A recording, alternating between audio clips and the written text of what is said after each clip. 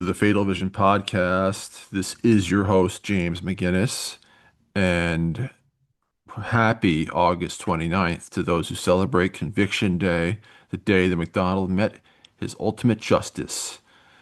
Billy, I know it's already August 30th where you are, my man. What's going on with you? What's going on? You fled the country already? I Those gotta trolls are say, after you?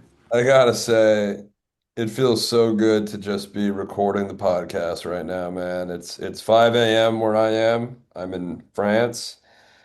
Is my audio okay? I don't have my mic here. Do I sound good in your ear? Oh, don't worry. We're gonna run you through Riverside after this, and you're gonna sound like a fucking pristine, Yeah. like fake person. Slick LA sound. LA sound, overproduced. Yeah. Yeah, Overdub. you sound great to me. You guys sound great to me. You sound great to Okay. me. Yeah. Yeah, I'm in Cannes for a wedding, and I was thinking on my way over here that I would try to adjust to the time, and then I got here and I realized that would be really dumb because I'm actually flying back tomorrow. So why would I even try to do that? Yeah, I mean, that would literally be the dumbest thing you could do because you're not going to become a full-time resident of France. Not Right. that you, not, yeah, You would never dream of that. no, there's no, it's not even, that's not even on the table for you. Yeah, so I Um, got here and I saw my boy Kai G, and he told me he was working on East Coast time. He's up texting me right now, so. and you came to this situation with a terrible sickness you contracted out in the West Coast last week. Yeah, I have a pretty bad cold. So I rented my own Airbnb apartment and I'm alone now. And last night I was up until about 6 a.m. here. And Mm. that's when I realized that we could totally record tonight, man. Yeah, I was so fucking excited when I got that text today on East Coast time, probably 4 o'clock or 2 o'clock, even earlier. Because I'm sitting here, and we've uncovered some goodies with some of our archival materials. We're getting them out there. We're finding an audience, and Yeah, YouTube we're channel. the YouTube channels You gotta find our YouTube channel. it's lighting up, guys. It's lighting up. We're gonna post it in the episode description on the Apple Store or whatever the fuck way you get your podcasts. And because we got lots of goodies coming out, lots of goodies. And Billy, you want to tell them a little bit more about our Substack that's coming out next? It's a big Sure. deal. So building on the success of my personal Substack, and I appreciate Kevin Kearns for checking that out. Our friend. Yeah, double subscriber. Yeah, he Did became a. Matt Zoni subscribe to that? Have you heard No, anything he from him hasn't about your yet. Substack? No, he hasn't Oh, yet. all right. No, we have to cut that question. All right, sorry. Well, and Matt I thought Zoni is more aligned with me politically, so it should be a slam dunk, but yeah. Well, he's busy, he's a and I'm sure busy Kev. guy. Yeah, because But anyway, he's trying to get us all into Hollywood together. yeah, we'll all go together, We're man. so we're just inviting ourselves along for the ride now. Just like it'll be like Entourage. Remember that show? Maybe that was before his time. I never watched it. No, me too. It's beneath contempt. Is it? Um, it was kind of ridiculous because it was like the same era as the Sopranos, and they're like, "Yeah, man, Entourage, Sopranos, HBO is in the golden age right now." Yeah. Uh-oh. Anyway, let me get back to it. I So think our international Billy is frozen. I know you look frozen. Can you hear me? Oh shit. Hey, We had man. a little freeze up there. Hey, 10th Avenue freeze out. Yeah, is that you or me? You froze for me. You froze for me. Hey, Well, let's we can go keep ahead going. and we're gonna Riverside the shit out of that moment, huh? Yeah, we use something called Riverside now. Yeah. Because of your generous contributions and the purse of the podcast is expanding so rapidly, we were able to invest in a podcast platform, which also helps us create these clips and restore old tapes into recordings you can actually hear the voices. So that's what we've been doing lately. We'll be doing that, and now I'll actually explain the Substack. So, Sorry, yes, yes, stay on topic. building off the crazy success of my personal Substack and Yeah, all the money from that, yeah, um, we decided that we should have a Fatal Vision podcast Substack because, the way this works, we come on the show and record once a week or once every couple weeks. And in the meantime, we're texting all day long about different shit that we're finding, new information about the case, new documents we're unearthing. We get some help with that from our friends, Matt and Kevin, obviously. And we think that having a concentrated platform where we can share things with the audience in a timely way, and actually go a little bit deeper into some of the archival material. Like we don't do long form essays on the podcast. We just kind of let the spirit move. But on the Substack, we can share documents with you, share updates about the case in a more focused way. yes, Yeah. yes, because we've unearthed hundreds and hundreds of pages and hundreds of hours of recordings just in this year 2025 that we haven't been able to really use on the podcast. We thought about doing and we're going to try the Substack is try to a means to get some of this out to everybody who's hungry for it, and I think it'll provide a lot of new insight into MacDonald's psyche in a way you might never have thought before, and also just to come along for the journey. So it's going to be an amazing Substack, and Gonna be the as an best. example of it's going to be amazing. It's going to be absolutely fucking crucial. And what I want to say to Billy right now is, we have a little bit of breaking news, Yeah, and it's I the only breaking news. was gonna invite you to share that. Yeah, Yeah, go for it. Jeffrey MacDonald is not in Cumberland, Maryland right now. He is in Butner, North Carolina, as we speak. This information didn't come to me through some kind of a special source or a secret person. It came through one of our subscribers on YouTube who said, "Hey, why is he in North Carolina now?" And I was like, "What? That can't be." And then I looked it up on the Bureau of Prisons website, and Jeffrey MacDonald is doing his sentence in Butner, North Carolina, which is very recent because I know I checked at least back in beginning of the year. He's in Cumberland, Maryland, so it's very recent. But we don't know exactly when he moved. We don't know when. We don't know the Bureau of Prisons doesn't say this is how he got here. This is when he got here. All we know is that I did check the Bureau of Prisons website earlier in the year, probably February, March, and he was in Cumberland, which is where he's been since 2002 or so. Longest stint of any of his stops along the way. And now he's in Butner, and I have spoken or texted, emailed, and with a few people that know a lot about more about him and about this than I could ever hope to. And Jeffrey MacDonald would never request a transfer to Butner. Never. Period. There is one reason that an inmate who's 81 years old and who looks, if you go by the recent photo, he's basically already dead, would go to Butner. And Mhm. he's going there to fucking die, people. Oh boy. Yeah, it's a facility with a lot of palliative care. Yeah, well, the statistic, and you can obviously throw this out with the bathwater if you're against them, but there was a study done by National Public Radio that spanned more than a decade that says that 25% of all people that die in the U.S.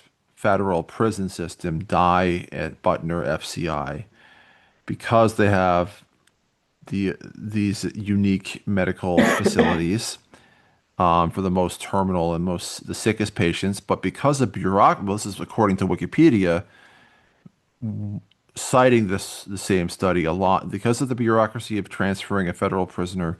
Most of them don't arrive in time to actually get treatment. They arrive only to get palliative care because it's taken so long. The disease has advanced so much. Knowing what we know about Jeffrey McDonald's actual diagnosis, which is very little, we can we think it's kidneys. We think it's kidneys based on his what I've heard and what he posted in his pathetic 2021 compassionate release plea, Hmm. which also included things like skin cancer. I mean, like, give me a fucking break. Um, Oh, what? Oh, yeah. I mean, anybody. I mean, like, I have family members that have had low growth skin cancers, and you just it's not a thing you need. Well, he was asking for it to be released from prison for that, Right. as an example. So, People die of skin cancer, though.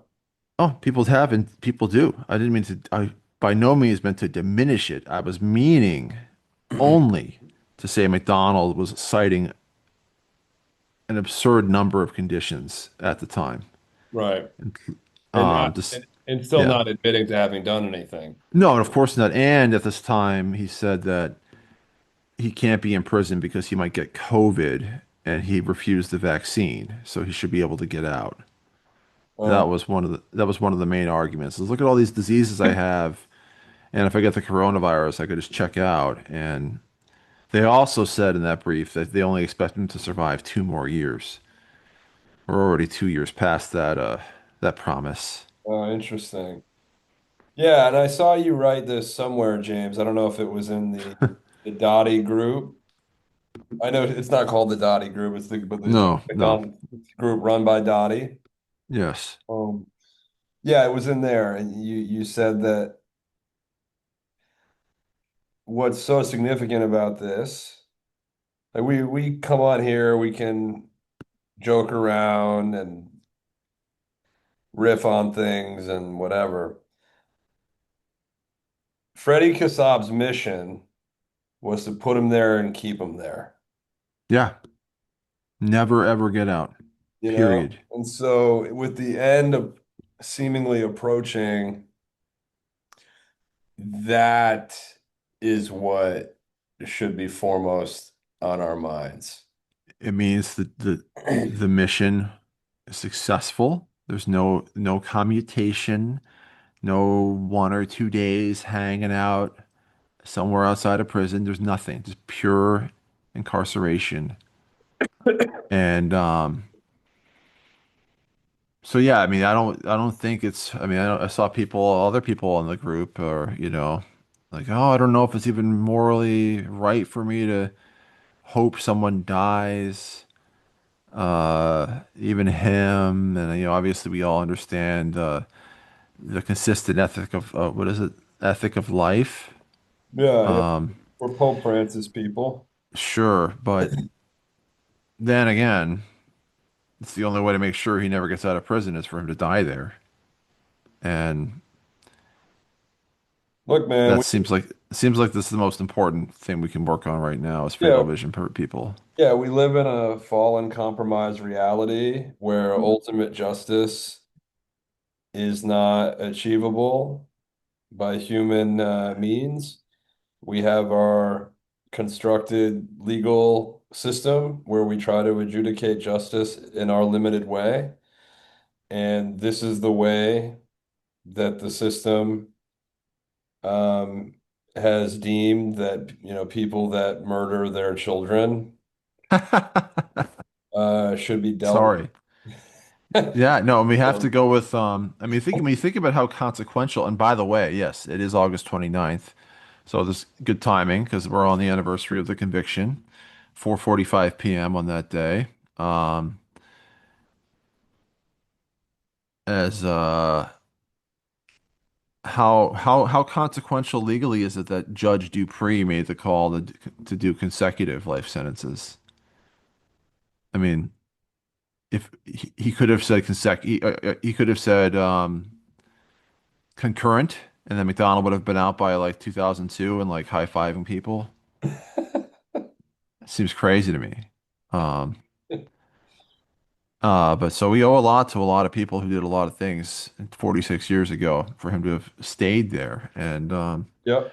And I think the thing that's so fucking exhausting about it is that he never ever, and we'll go back again to what Brian Murtaugh says at the end of Fatal Vision is he'll never, this case will never be in a pattern where he just quietly sits in jail. He's always going to have another story, another filing, another fucking appeal, another hearing. And he was able to pull it off for so many years. And it was so, I mean, people had to work so hard just to shut him up and keep him there. Mm. I'm thinking about how much Brian Murtaugh had to do just to, and then John Bruce after him at the final, at the Fourth Circuit hearings after the Judge Fox ruling. Hmm. So you go through all that. If it's finally over in what 2018, they announced that the Fourth Circuit's not taking up Judge Fox's decision. It's over. There's no other evidence to look at. Right. 3 years later, he's asking for compassionate release. I know.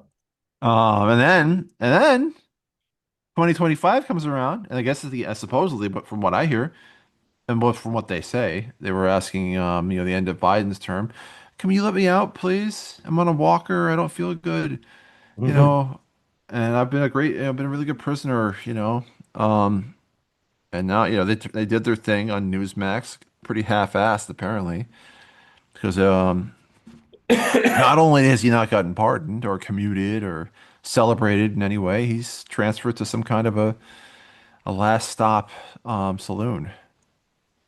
Yeah, I mean, we know what Murtaugh thinks. Yes, Why would he Jeff want thinks to leave at this point? no. Jeff wouldn't have wanted to have ever have left even even Cumberland. I mean, he probably doesn't want to be at Bastrop at all. They just probably can't. I mean, what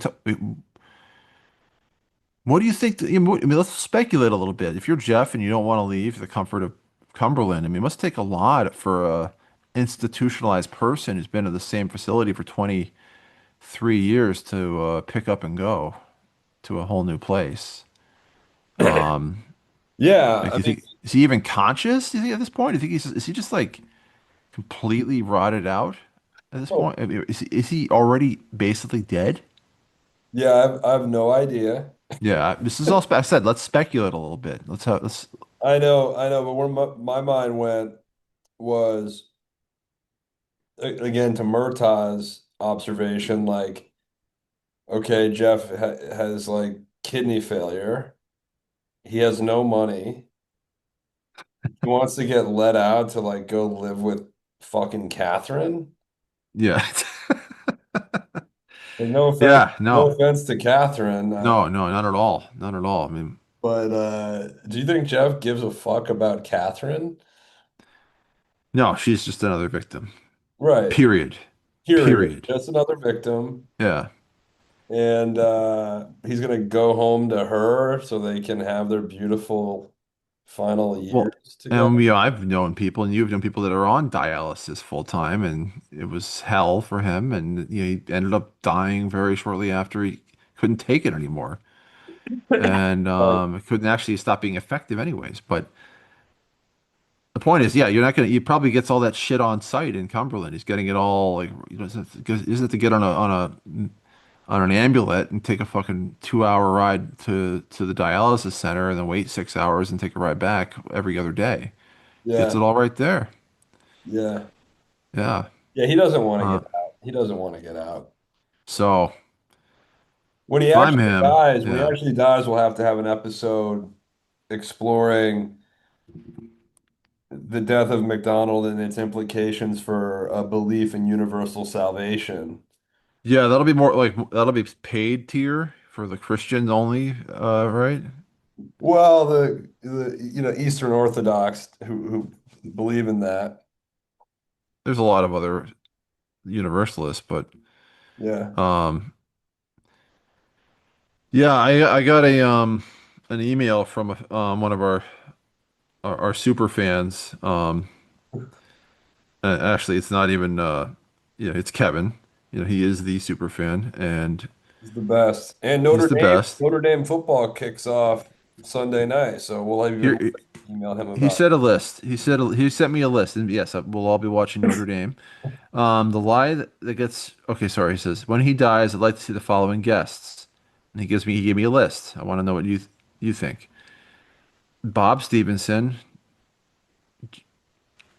Jim Blackburn, Danny Stern, Mark Smirling, Dr. Kathy Mitz, Catherine MacDonald, Lucia Bartoli, Randy D. Marquith, Carol Larson, June Desser Reich, Michael Malley, Judy Alby's kids, Wade Smith, Bob Keeler, Errol Morris. I didn't even, I'll be honest, I hadn't looked at the list until now. It seems pretty wild.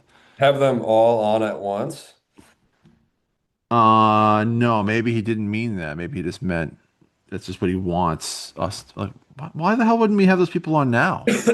Well, yeah, this is something we run into, James. Yeah, we're not doing looking to do a Jubilee thing here, right? Like we took one McDonald defender and put them like between Billy and James. I think I think I'm a little more open to um a a disputatious episode.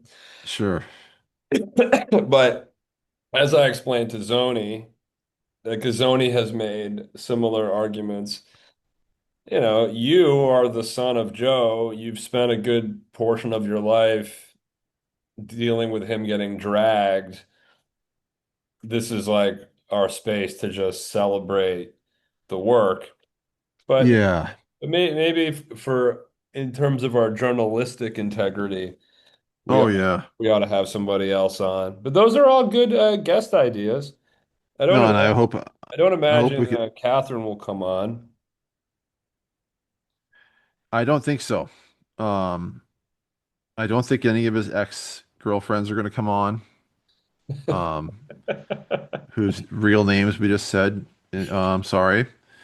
Uh, and I don't think maybe Earl Morris will come on. That'd be funny. I don't think he will. He's never going to talk about McDonald again after that show. We could get Errol Morris and Mark Smirling together for the first Yeah. time in years. Yeah, that'd be fun. I don't want Bob Keeler on either, actually. Uh, you know what? I don't think Danny Stern's going to come on either. But hey, we're putting it out there. We're building up the channel, and this is what the fan wants. Yeah. Um, and yeah, of course, we can bring on guests and stuff, and it doesn't need to be a safe space just for me to escape all the haters. I mean, that's over now. You've seen some of the comment. Have you seen the YouTube comments lately, Billy? Some crazy, crazy, weird trolls are coming out. I didn't know where they were hiding. And I then know. one of them sent me the most unhinged and hilariously unhinged quote from something called Jeffrey Elliott, who I guess was a doctor who wrote an article for a porn magazine called Playboy in the 80s and supporting McDonald. And it was like it was way too. I didn't even read the quote. It was so long and stupid. And I was just thinking, like, is this lady trying to? Is she trying to get Jeff to fuck her right now? Is she trying to get his attention? Because I mean, maybe he's single again. Maybe and I didn't know about it. That maybe that's how we find out. Because all the groupies are coming out of the woodwork. Yeah. I'm so sorry. Are we gonna have to cut that whole segment, Corey? Yeah, we're gonna cut that all. Corey's giving us the thumbs down. Yeah, yeah. I thought we were on a 5 second delay there. I thought we were on a delay today. Look, we're on live TV, man. Yeah, We've yeah. So, done this before. We're literally live. um, You guys heard of live yeah, on air? yeah. This is live. It's raw. It's uncut, and You know what? The fact that we're close to the end, or maybe close, who knows? Maybe we'll hang on for another 5 fucking years at this point. But I think I'm getting pretty optimistic here that it might be over soon. And the Kassab mission will be accomplished. One that started in 1971 and has come to numerous inflection points. And I invite anybody else who wants that mission to succeed to contact us, be involved, comment on our videos, email us at fatalvisionpodcast@gmail.com. And until then, as far as we know, we're the only ones that are really making the push right now out in the open, and that's what we intend to fucking do. I know we're sitting around celebrating the book, but given the Billy's in it's almost 6 a.m. where he is, and he hasn't slept. And the breaking news about Butner, I mean, I think Butner deserves its own episode. It seems like it's becoming clear to me Butner is a big fucking deal. Yeah. And there's no question Okay. about that. All right, great. So, So yeah, I guess so we're no, I'm not. not planning. I think we're gonna break our usual format where we lead people into the Lexio Divina of the Fatal Vision s- text. And Okay. I mean, are you okay? Does that work with you? Yeah, it's fine with me, man. I was ready, but Oh shit, you were ready? I Okay. mean, I'm seeing the wisdom of what you're saying.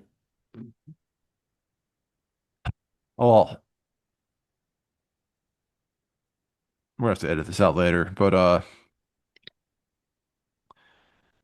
mean, maybe we just ran out the whole string of the Butner thing. Maybe there's nothing left to it. Um, I mean, we really don't know. It could be months, it could be a year. yeah, it could be. Um, yeah, now I'm regretting it ever suggesting we weren't going to read. Um, Why yeah, don't let's just read the book. Let's just read the book. why don't you take us in? Yeah, Yeah, because I yeah. don't Okay, have the so book where I am. all right, so we'll get into the book, and I'll edit that out on Mindspring later, whatever it's called, Riverside. Um, all right, we're in part two, chapter two.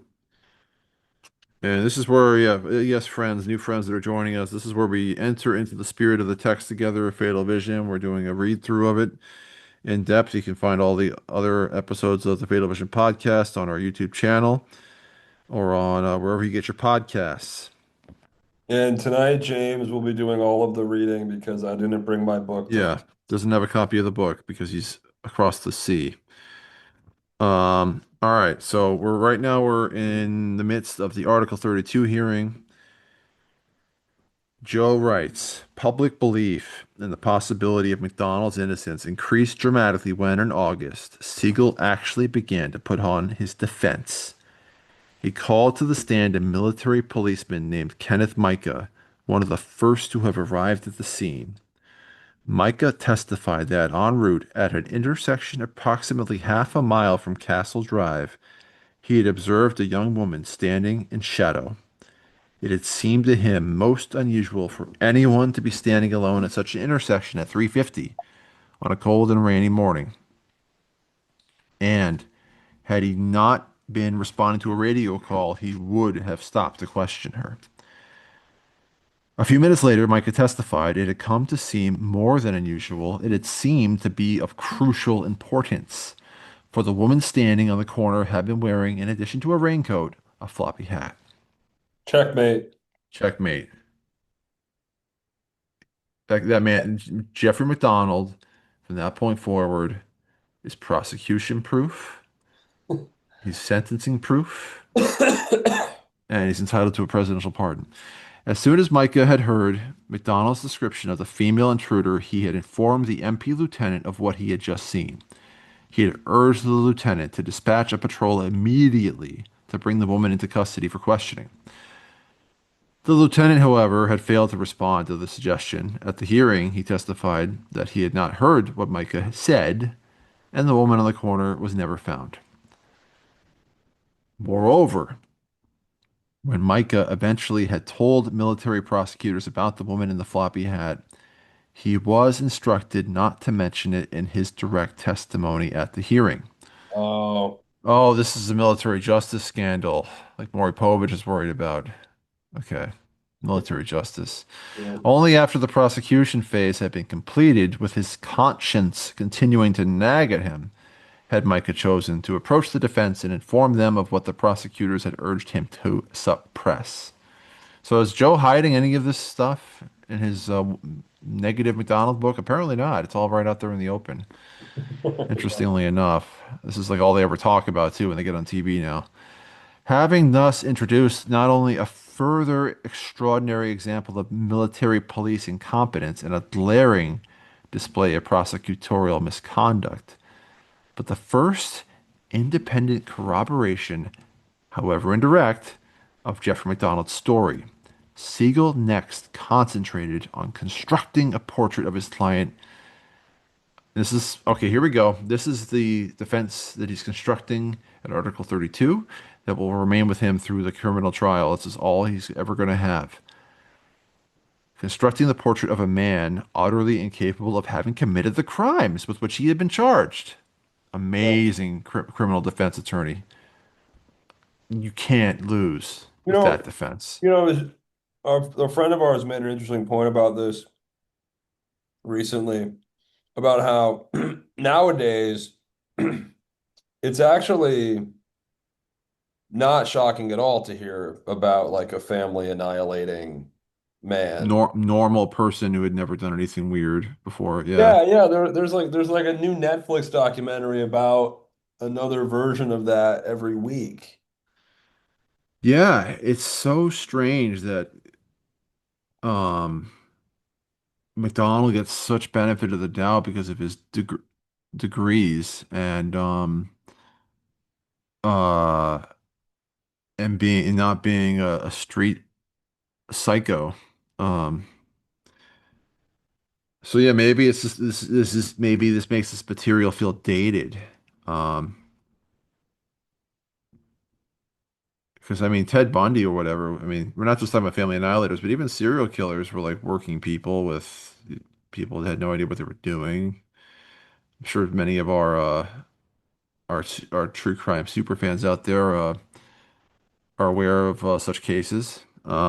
Looks like Billy is doing some research right now. He's got his microphone muted. So I'm Oh, carrying on here. sorry, I was talking. Sorry. Jesus, I don't know how this You works. muted? Oh, you didn't mean to be muted? I guess I muted because I was typing. Okay, all right. Well, because I always think of the Watts family murder, Christopher Yeah, that's a Watts very very current contemporary example. in 2018. Well, yeah, he just came home one day. I forget the circumstances. Did she catch him cheating or something? He was cheating. Yeah, I don't know. We'll never know what they were arguing about. Like, but he confessed eventually. yeah, Like, he confessed. That's this is what always makes it stand apart in my mind is that he couldn't, and then if you watch his interrogation videos, he's like basically just he's just expecting to confess like any minute.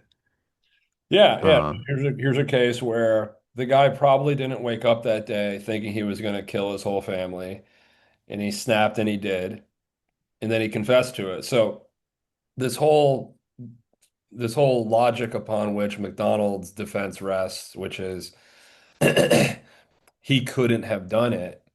I think we just know a lot more about these types of crimes now than uh, we might have known in 1970.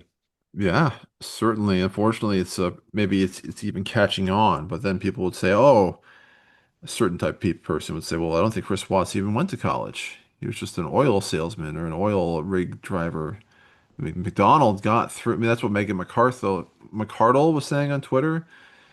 Oh, but like, excuse me if I have a hard time believing someone who got through Princeton in 3 years would would come up with a story that lame and kill for no reason. Yeah. I guess the Ivy League still holds such a allure to people that, as we know, that nobody's ever was attended an Ivy League school has ever done anything wrong or evil. Yeah. Uh, Yeah, it just seems like from McCardle, a lot of like low effort yeah, pontificating. Like, let me summarize who MacDonald is. A Princeton educated doctor, therefore could not have done it. Yeah, thanks. Well, that's, I mean, she's just picking up what, if you're going to call it low effort, what Bernie Siegel made a fortune charging McDonald to do. This is the same exact defense as we're about to hear. Let But me this is, check but in he's, on something else. We'll keep going, but yeah, that lady in the hat that was seen in the rain by Ken. yes, Now, based on McDonald's own account, yes. there were at least six intruders, one of whom was either a woman or a man with long hair. Yeah, yep. Could have been a long-haired male. Could have been a long-haired male. Ken Micah saw a woman. Did he say she was covered in blood? Was she with five other people? No, no, not at all. That's not what he said. No, he said she was standing alone in the rain. Huh. So, Yeah, so these hippies, six of them were walking around looking for an unlocked door, found it, yeah, with no weapons. right? No No weapons of weapons, their own. no Yeah. weapons, walked in, found McDonald on the couch, found shit lying around the house to murder everyone but McDonald. And then they deposited one of their murder accomplices in the rain while the rest Yeah, of just yeah, I guess everyone else split up. I mean, that doesn't hold up with all the other Looney Tunes stuff about seeing the other crazy discredited accounts of Helena coming out at Dunkin' Donuts out of the car with a bunch of men. Well, lest we forget, Ken Micah specifically said that this It's woman not Helena. was not, Yeah. Well, then, but if you ask it, he actually specifically said that to Errol Morris. And he complained to Errol Morris that he had done 2020 and Unsolved Mysteries and had gotten completely shafted both times with them editing out that. it And then wasn't. I was just, I made the mistake of watching those recordings today, and he is in there, and he does appear to be a McDonald super defender describing what he saw, and it's like lots of spooky music playing, No, Ken and Ken Micah he's not. No, so he was saying like I don't fully want to believes in after McDonald's guilt. yeah, after Unsolved Mysteries, I think he said I'm never talking doing any more TV ever again. And it was a miracle that Smurley got his hands on that Morris tape and he let us hear that his whole story for once Yeah. because nobody wants to do anything but make it sound like they had Stokely dead to rights that night. All right, keep going, man. Oh, excuse me.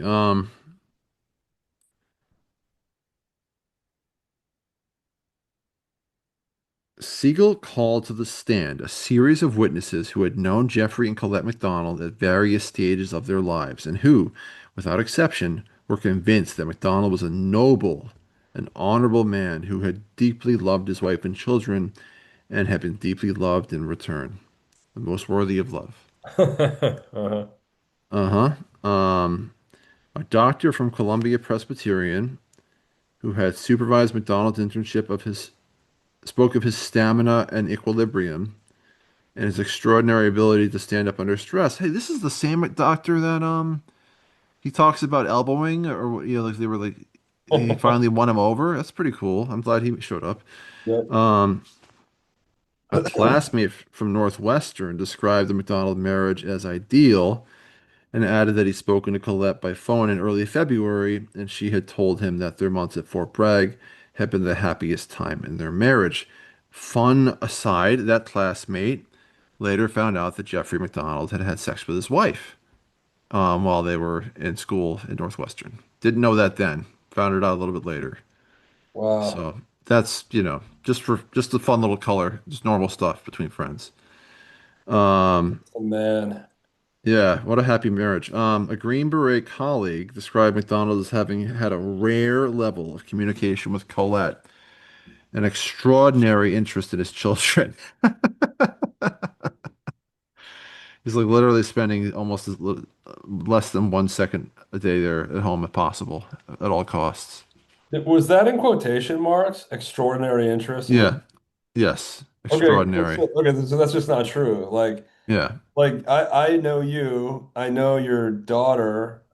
Your daughter's just a wonderful kid. I would never say James has an extraordinary interest in his. Well, I mean, It's just so over the top.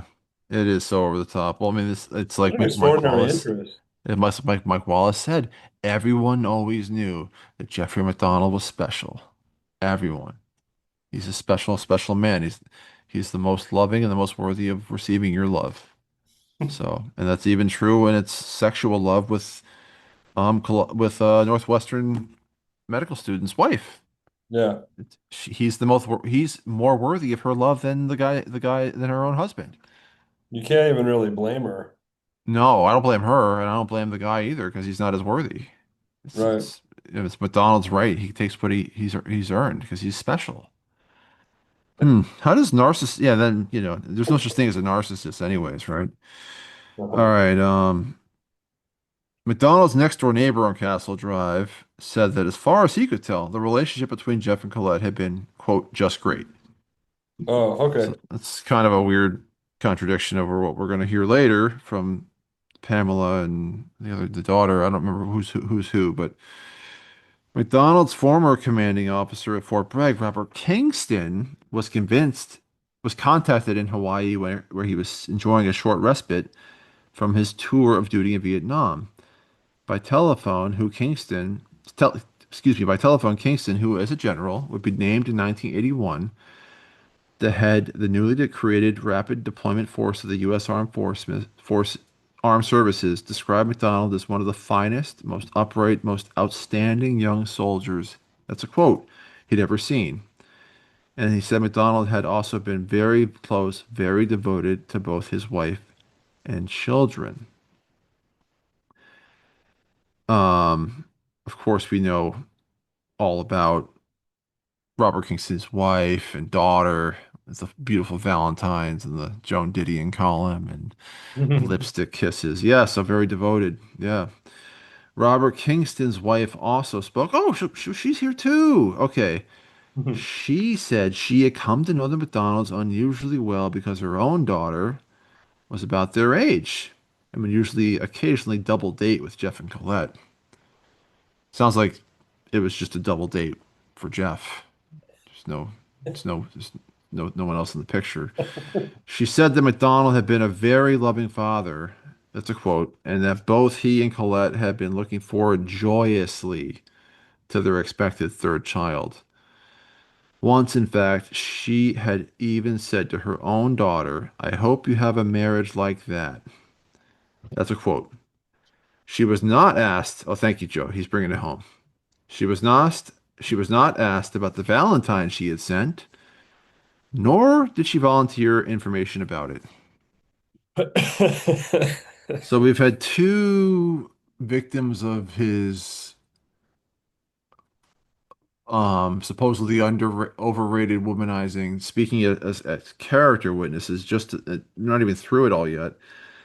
Um, and then one actual love interest speaking for him. Okay, now we're getting serious here. Perhaps most telling and certainly most emotional was the testimony of Freddie Kassab, who said he had known Jeffrey McDonald from the age of 12, had watched him grow to manhood, and believed him to be as fine a human being as he'd ever known.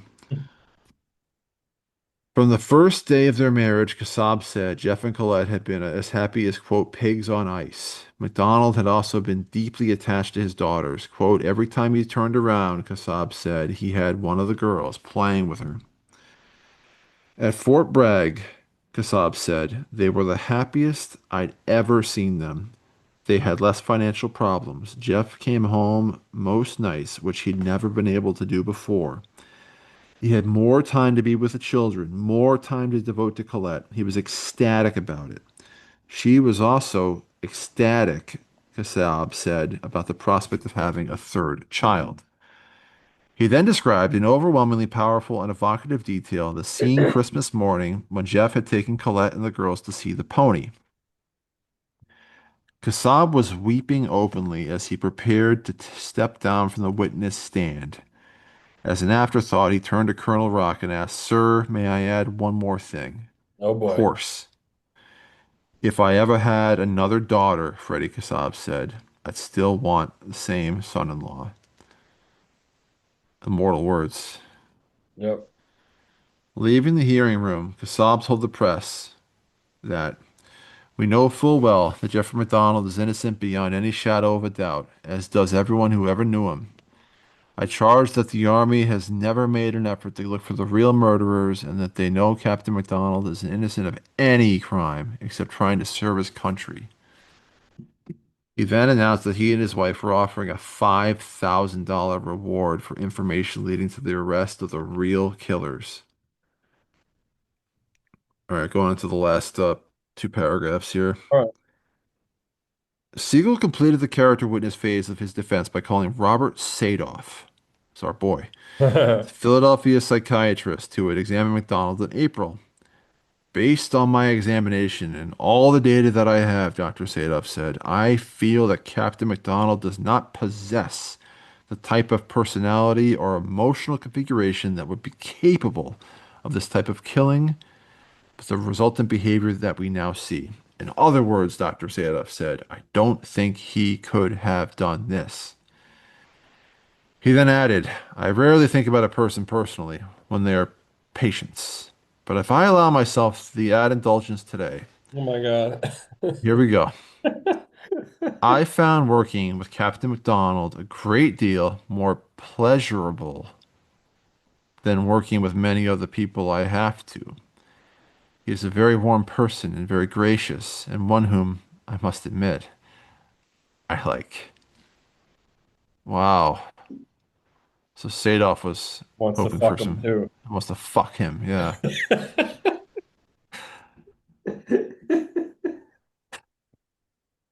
He said he received great pleasure from MacDonald. No. Wow, it's all starting to add up now. Oh, everyone's just in love with him sexually. That's always what it comes down to. Yeah. All right. Right. That's fucking crazy. That is fucking crazy.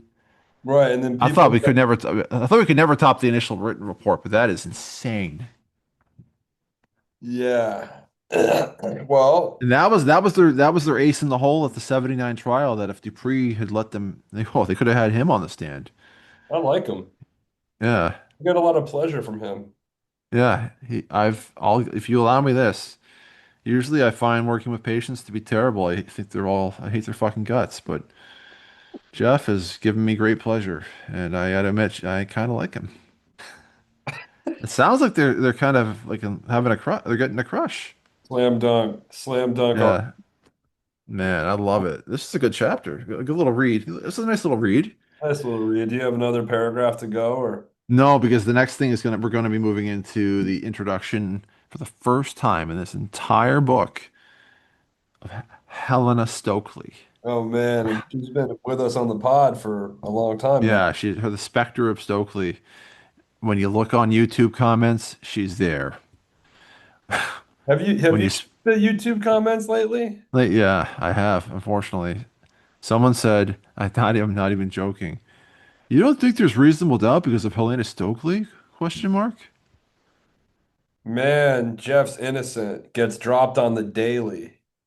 Yeah, So I can't. that's Oh the yeah. Oh, now idea. we're really taking that reference. That's good. That's That's a good. Macklemore joke, I everybody. never knew what came after that line of that song until now. I just Well, in that song, yeah, yeah. Have you checked the YouTube comments I lately? always my brain just turned off after the YouTube Man, comments that's line. gay. Gets dropped on the daily.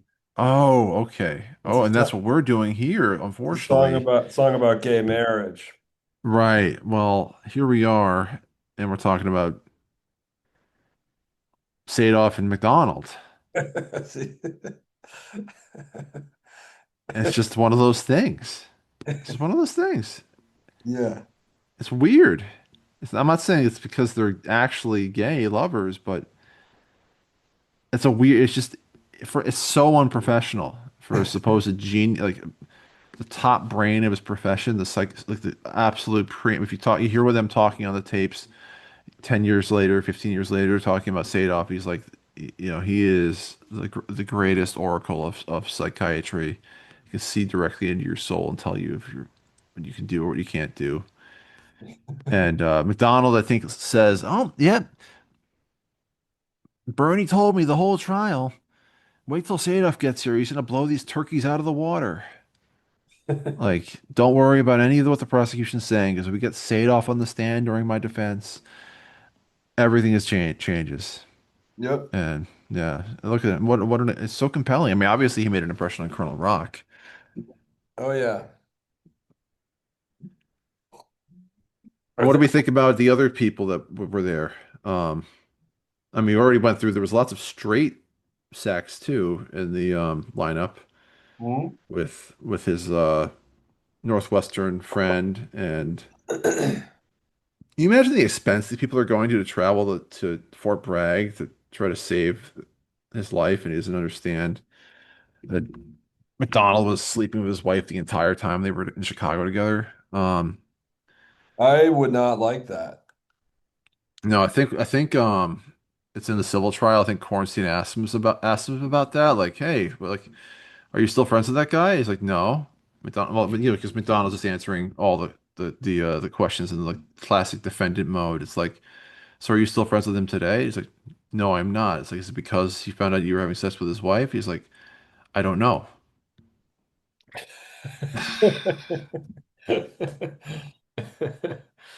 I can't say. You'd have to ask him.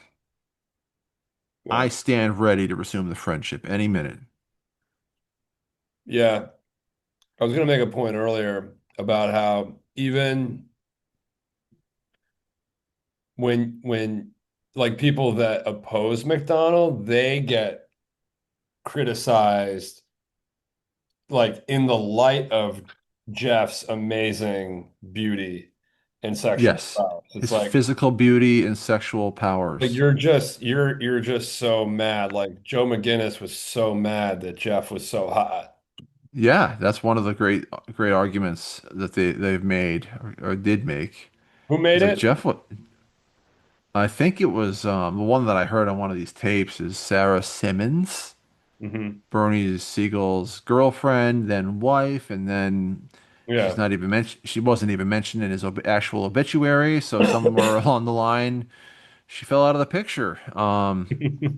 But she was saying with conviction on these tapes that there's a deep psychological wound in Joe because he knows that he's not that attractive and he's not as sexually powerful and he's not as good a man as Jeff because Jeff does miracles with his hands, he saves lives, and he's truly has possesses a rare physical beauty that people can't buy. So it's Joe's contempt for success and beauty and things that are lovely Well, I'm that sure make Janet Malcolm yeah. loved that, like the deep psychic wound. Oh yeah, because it's all about like Freudian stuff. Yeah. Yeah, yeah. Um, wow, good for her. She's so deep with all of her stuff. So deep. Yeah, no, it got right to her. All right, we're gonna call it. We're gonna call it. It's 6 a.m. It's actually after 6 where Jeff, excuse me, Jeff, where Billy Oh, is. Oh, we're gonna have to edit that one out. Um, so thanks everybody. We're gonna try to edit this, make it real crisp and crazy sounding. And if you hear any errors in this version, I want you to reach yeah, out to us. yeah, please. And you can open a ticket at fatalvisionpodcast.com, which is not up yet, but soon. And we will definitely read it. All right, guys. Stay strong. Remember where McDonald is. He's not going anywhere, folks. All Good right. night. Good God night. bless and good luck. Bye.